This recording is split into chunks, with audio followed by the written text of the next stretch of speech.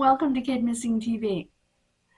I just made this video, but I have to add the beginning to it again because apparently I accidentally erased it when I was cleaning out the card. So, this is the case of 16-year-old Kay Doherty and 15-year-old Tony Kavanagh from Warilla, New South Wales, Australia, a suburb outside of Wollongong. They apparently were going to Wollongong. Little did their families know. And as you will see in the rest of the video, this case tracks all the way to Mississippi. But just to tell you what happened, I have a narrative from Tony's twin brother, who was given to the PI in Mississippi of what happened that day. So, her twin brother, Kevin,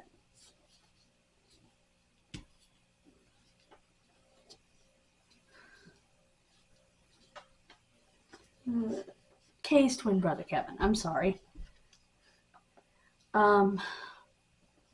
4 decades have passed since he lost his twin sister.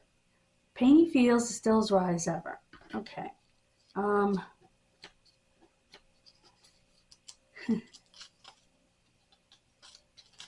Their mother had told her, no, you can't go with Tony that night. And she was very upset. She went to her room crying, and her mother said to her brother, what do I do? Just, should I let her do it? And he said, Mom, I'll drop her off and pick her up.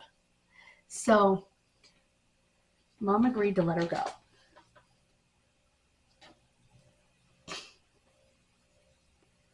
go. Most girls weren't allowed, and my sister definitely wasn't allowed out after dark.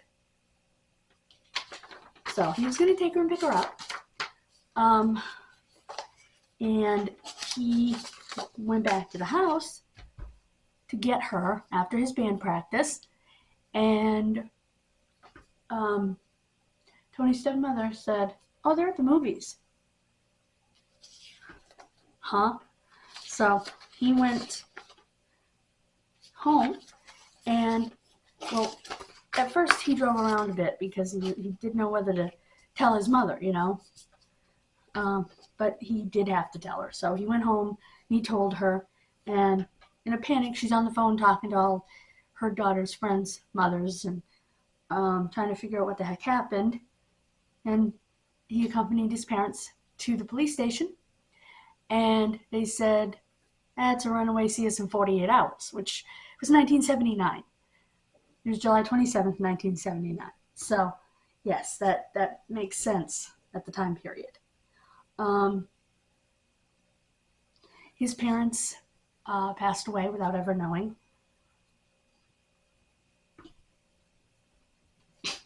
He's tried for 40 years to get on with his own life.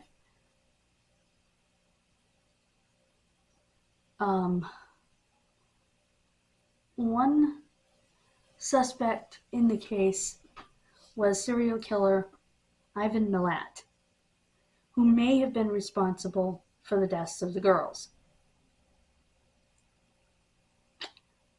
He doesn't know whether to believe that or not. I have a hard time with that one too, not just based on the other stuff that we discussed in the other part of the video, which you will see after this part, but also because Ivan Milat's victims were found. And they were found in a specific forest. So, and a direct quote from Kevin, if they've got a conscience, it would be nice for them to come forward and not take it to their grave, he said. Just give us some answers so we can put things to rest and try to move on. Kevin said his life was forever changed after Kay's disappearance. We went everywhere together, he said. They were twins.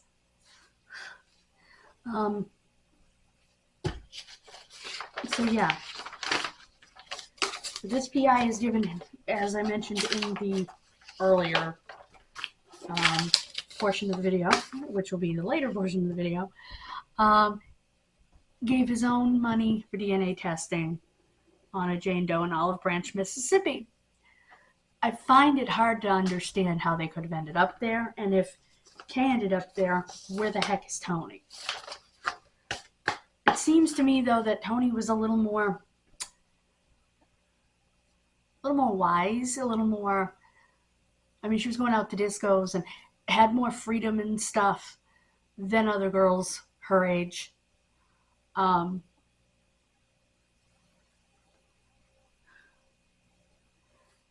So maybe Kay got caught up in something and Tony booked and never looked back because she didn't want to be involved in whatever it was that Kay accidentally fell into, because she was streetwise. That's just a thought. It's just a theory. My own opinion. IMO, in my opinion, that is a possibility. So, thank you for joining me. I've already done the ending. But like I said, I accidentally erased the beginning of the video when I was trying to clear the card, and I left the last video. But it was actually the second to last video I needed. So here we are redoing it.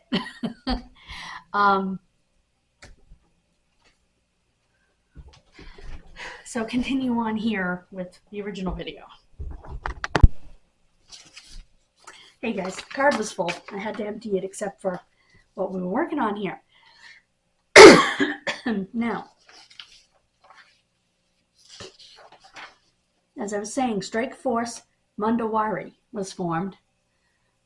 Their families have spent the last 30 years wondering what happened to their daughters, and they deserve closure.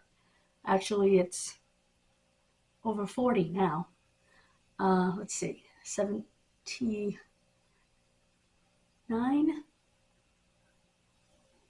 So yeah, it's 43.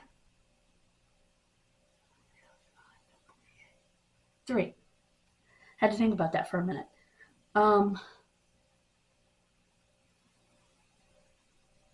It may not seem like much, but if anybody has a piece of information, however small, it could prove to be the vital link police need to find out what happened.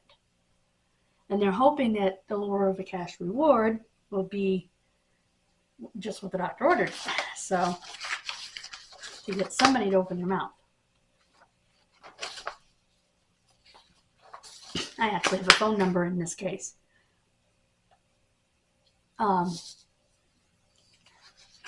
If you're in Australia, I don't know how you would call it from out of the country because I know that you need, oh, and I have a postal address if you're not, because I don't know the country code. So, in researching this case, I found a private investigator in Olive Branch, Mississippi, who apparently found a Jane Doe who looked remarkably it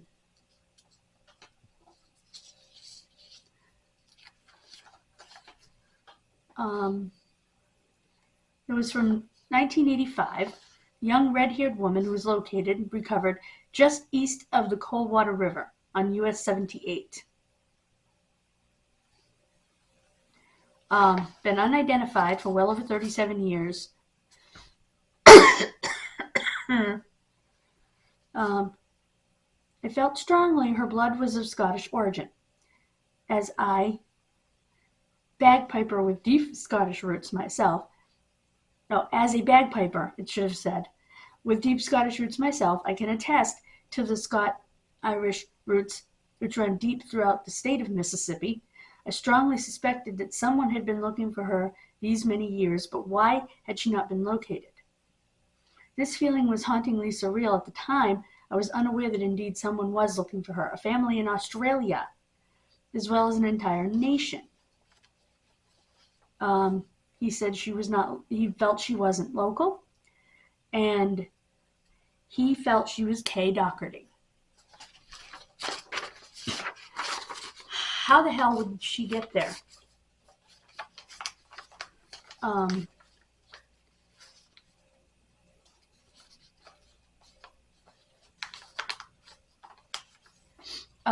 There is a color photo of Tony, because all he had to go on was a black and white photo. And he just knew.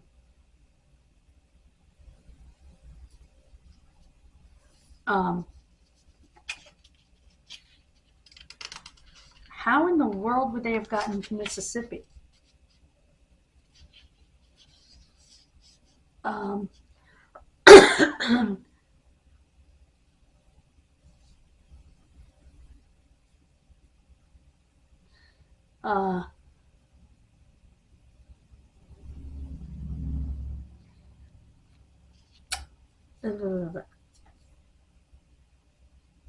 Kay Doherty was asked by a girl at her school, Tony Kavanaugh, to help her babysit on July 27, 1979. This is a narrative to this PI by the twin brother of Kay. The twins' mother, Jean, who Kevin says was firm but fair, said no. K-15 was bitterly upset. Tony was one of the popular girls at that age, Kevin said. He has since found out that Tony had asked a few other friends at school if they wanted to go out that night for a disco. Most girls weren't allowed, and my sister definitely wasn't allowed out after dark. Kay retreated to her room in tears when her mother refused her request. Kevin said his mother asked him what he thought. I had band practice, and I said to Mom, I'll take her there and I'll pick her up in a couple of hours when I finish. Tony's home was just around the corner from the family's Warilla home. However, when Kevin returned to Tony's place later that night, there was no sign of the girls. Tony's stepmother said, they're not here. They went to the movies. And that's, like I said, that's the narrative from her brother to the PI, as written by the PI. Kevin left at that point.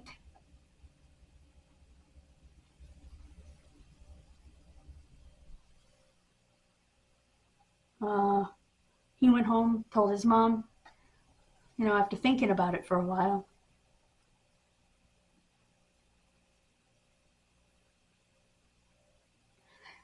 His mother got on the phone and started talking to all the other girls' moms, and was in panic mode.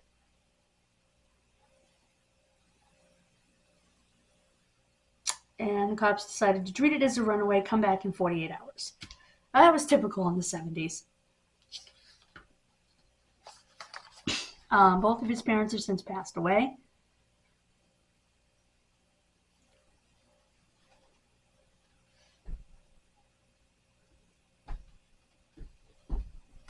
He tries not to think about it. And he says, if you've got a conscience, please come forward. Now, this PI actually gave his own money to have DNA testing done on these remains. What do I think of these remains in Olive Branch, Mississippi, being potentially one of these two little girls? To get to the United States from Australia, I realize it would have been easier then, okay? But you still needed some kind of documentation, and it would have taken time. Even if you had false documentation, it still would have taken time. It would be interesting.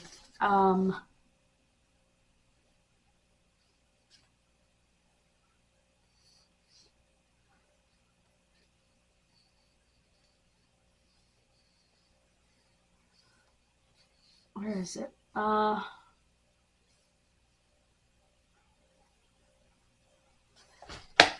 to actually look at the pictures of this Jane Doe. Let's do that. Let's find this Jane Doe.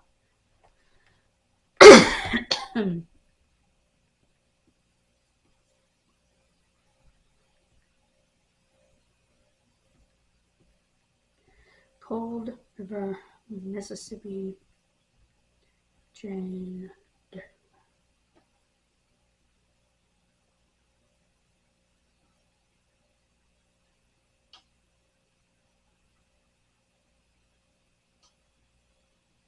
No, that's not the one I'm looking for.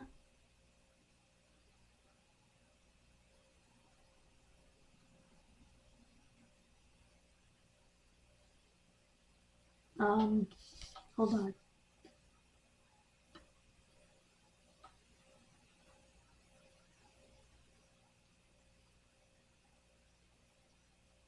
Huh.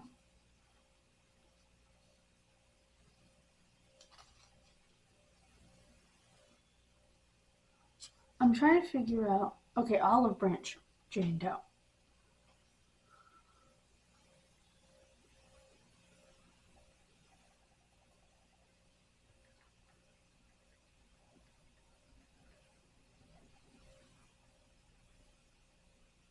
Okay. Here it is, January 24th, 1985. Wow. She's definitely striking. She's the DeSoto County Jane Doe. I'm going to put her picture in the poster with the pictures of the girls. And you can come to your own conclusion. But wow.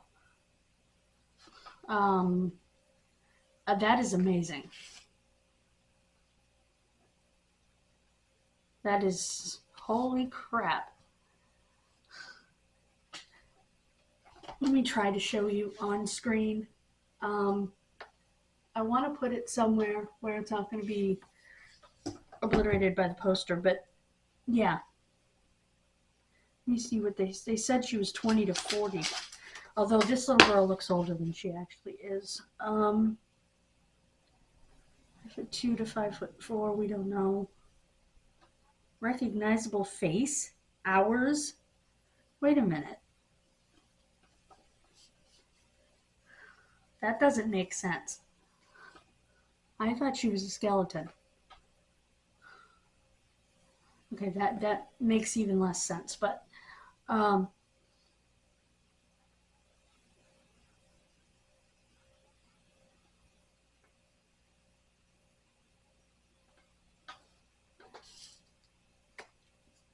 let you decide for yourselves what you think, because the resemblance is striking. That being said, it's a long shot. But he gave his own money for DNA testing, and we'll see what happens. The DNA wasn't very good from the Jane Doe, so they decided it didn't match, but it didn't mean it didn't, if that makes sense. So I'm at a loss, because the resemblance is absolutely striking, but at the same time, we're talking about Australia and the United States. We're talking about literally a world apart. So, at any rate, if you know anything about this case, you can call 1-800-333-000. That's 1-800-333-000. And yes, I realize there is a number missing. It's because of the way that they do it. They do it the same way as the UK. There's also a country code missing. So if you know anything and you're not in Australia, you can write to 1 Charles Street, Parramatta, New South Wales, 2150. Locked bag, 5102, Parramatta, New South Wales, 2124. I'm not sure I understand that. Oh, okay, I got it. The New South Wales Police Force headquarters is 1 Charles Street, Parramatta, New South Wales 21550. So they're whatever they call zip codes are 4 digits. Or the postal address of Locked Bag 5102, Parramatta, New South Wales 2124. Again, forgive me for not.